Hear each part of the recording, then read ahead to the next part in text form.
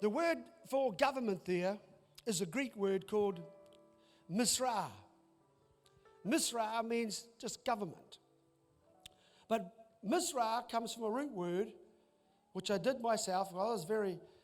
This time I'm on a roll this morning. And misra comes from the root word shara. Shara. And it had there shara as being freedom. So it's basically government of freedom. The government to bring freedom to its people. Well, who wouldn't want that government? But right now, too, I see a government is not giving freedom to the people. We're not having our freedoms respected. Our rights are not respected. They're trampled on. She still can't say after all these weeks of bars, clubs, striptease joints, sex workers, malls with thousands of people, restaurants and gyms and rugby matches all opened up, but the church, its spirit just can't let the finger off. It's very difficult. So the word shora is freedom of government, which gives the word government. But shora actually also means where you get the word, the derivative, Sharia. Sharia law. This is what I'm looking for, Lord. That. So I immediately got a rush of revelation. Sharia law, Shara law, or Shara government is by the Christians. Sharia law is by Muslims. Muslims are descendants, and I've taught you this, of Ishmael. Ishmael was the first eldest son of Abraham. When God promised Abraham he'd have a son of promise, he got impatient, remember, and Sarah, his wife, said, give my servant Hagar a son for us. He did it. And out of that union, it was a Palestinian woman. She was a Canaanite woman. The servant Hagar, Abraham got her pregnant. The promise to Abraham was he'd be a great nation. That was irrevocable.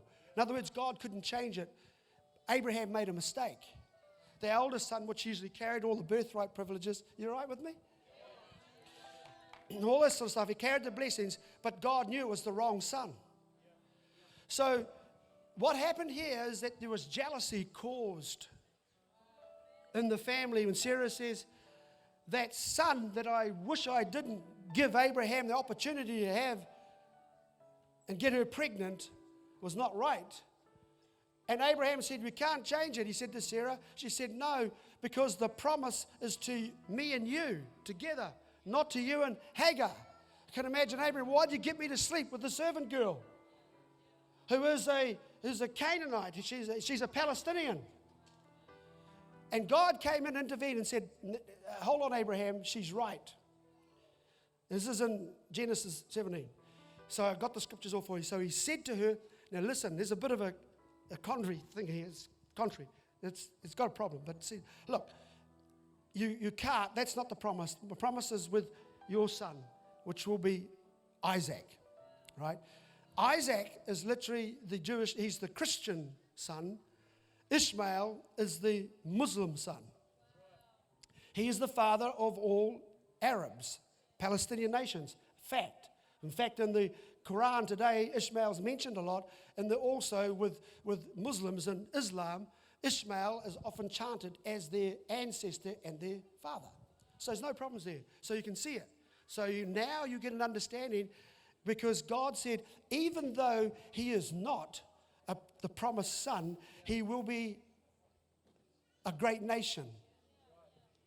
He will have 12 princes, and they will be a powerful force in the earth. But you will have a greater nation who will be even more powerful. So you are brothers, but unfortunately to Ishmael, you do not carry the promise. Isaac carries the promise. And ultimately, the descendant, which is called the church, will be the full expression of Shara law.